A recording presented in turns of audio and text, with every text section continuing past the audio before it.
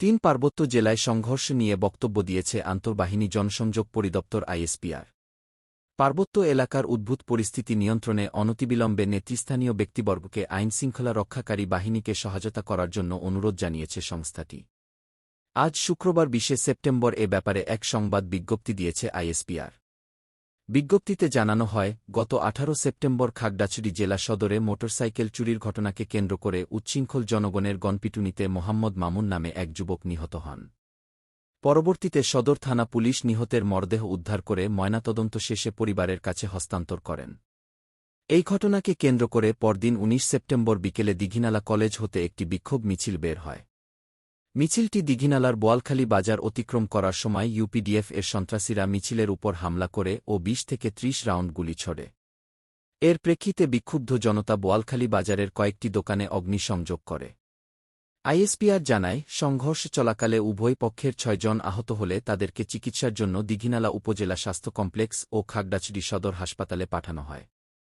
পরবর্তীতে সেনাবাহিনীর টহল দল ঘটনাস্থলে উপস্থিত হয়ে পরিস্থিতি নিয়ন্ত্রণে আনে এবং ফায়ার ব্রিগেড ও স্থানীয় জনসাধারণের সহায়তায় আগুন নেভায়।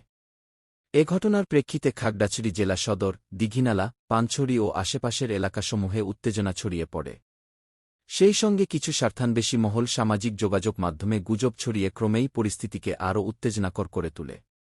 দ্রুততার সঙ্গে খাগড়াছড়ি জেলার আইন শৃঙ্খলা পরিস্থিতি নিয়ন্ত্রণে আনার জন্য জেলা প্রশাসকের সভাপতিত্বে জরুরি ভার্চুয়াল সভা অনুষ্ঠিত হয়।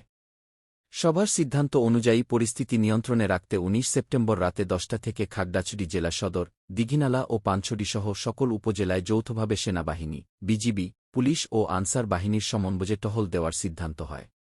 পাশাপাশি বিভিন্ন কমিউনিটি লিডারদের সঙ্গে আলাপ আলোচনা করে সকল পক্ষকে সহিংস কার্যকলাপ হতে বিরত থাকার পরামর্শ প্রদান করতে বলা হয়। একই রাতে ১৯ সেপ্টেম্বর খাগড়াছড়ি জোনের একটি টহল দল ১০:৩০টায় একজন মুমূর্ষু রোগীকে স্থানান্তরের সময় খাগড়াছড়ি শহরের স্বনির্ভর এলাকায় পৌঁছালে অবস্থানরত উত্তেজিত জনসাধারণ ইউপিডিএফ এর নেতৃত্বে বাধা সৃষ্টি করে। এক সময় ইউপিডিএফ এর সন্ত্রাসীরা সেনাবাহিনীর টহল দলের সদস্যদের উপর গুলি করে এবং আত্মরক্ষার্থে সেনাবাহিনী পাল্টা গুলি চালা। এ গোলাগুলির ঘটনায় ৩ জন নিহত এবং কয়েকজন আহত হন বলে জানা যায়। আইএসপিআর জানায়, একই ঘটনার ধারাবাহিকতায় খাগড়াছড়ি জেলার পানছড়িতে স্থানীয় উচ্ছৃঙ্খল জনসাধারণ কয়েকজন যুবকের মোটরসাইকেল থামিয়ে তাদের উপর হামলা ও লাঠিপেটা করে।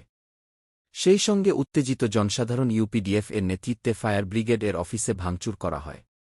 আজ সকালে পিসিজেএসএস সমর্থিত পাহাড়ি ছাত্র পরিষদ রাঙ্গামাটি জেলা সদরে সংঘাত ও বৈষম্য বিরোধী পাহাড়ি ছাত্র আন্দোলন এর ব্যানারে স্থানীয় জনসাধারণ রাঙ্গামাটি জিমনেশিয়াম এলাকায় সমবেত হয়। এ সময় ৮০০ থেকে ১,০০০ জন উত্তেজিত জনসাধারণ একটি মিছিল বের করে বনরূপা এলাকার দিকে অগ্রসর হয় এবং বনরূপা বাজার মসজিদ, অগ্রণী ব্যাংক, জনতা ব্যাংক, সিএনজি অটোরিকশা, মোটরসাইকেল এবং বেশ কিছু দোকানে ভাঙচুর ও অগ্নিসংযোগ করে।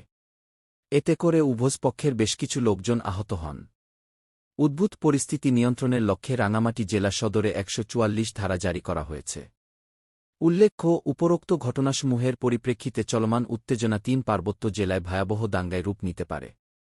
অনতিবিলম্বে নেতৃস্থানীয় ব্যক্তিবর্গকে চলমান উত্তেজনা প্রশমনে আইনশৃঙ্খলা রক্ষাকারী বাহিনীকে সহায়তা করার জন্য অনুরোধ জানানো যাচ্ছে। যথাযথ তদন্ত কার্যক্রম সম্পাদনের মাধ্যমে প্রকৃত দোষী ব্যক্তিদের শনাক্তপূর্বক প্রয়োজনীয় আইনানুগ ব্যবস্থা গ্রহণ করা হবে। ৩ পার্বত্য জেলায় শান্তি ও সম্প্রীতি বজায় রাখতে সর্বসাধারণকে বিশেষভাবে অনুরোধ জানানো যাচ্ছে।